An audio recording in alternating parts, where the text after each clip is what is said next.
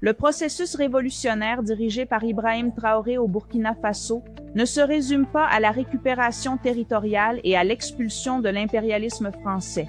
Il inclut également un solide plan économique axé sur le développement interne, la production locale et l'industrialisation nationale.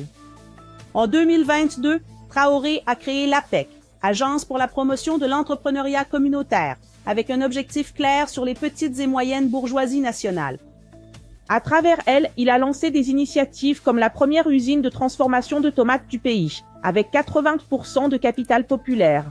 Il a également inauguré des complexes textiles, y compris un dédié à la production d'uniformes militaires à partir du coton local.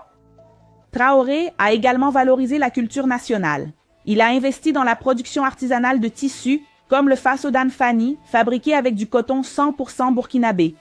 Des ateliers textiles ont été ouverts pour que les femmes paysannes produisent les tissus traditionnels qui sont aujourd'hui un symbole de l'identité nationale. Dans le domaine de la santé, le gouvernement a ouvert le premier parc industriel pharmaceutique capable de produire du paracétamol, des antispasmodiques et des kits pour le traitement de la diarrhée et de la déshydratation. L'objectif est de répondre à la demande interne et de rompre avec la dépendance à l'importation de médicaments. Il y a des plans pour augmenter la production afin de traiter des maladies endémiques comme le paludisme. Dans le domaine, la soi-disant offensive agro-pastorale et de pêche promet de créer 100 000 emplois d'ici la fin de 2025, avec des ressources publiques et privées.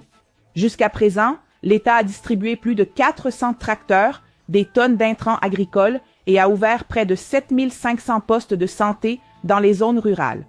Le résultat, la sécurité alimentaire a augmenté de 50%. La récolte de céréales a atteint 6 millions de tonnes rien qu'en 2024.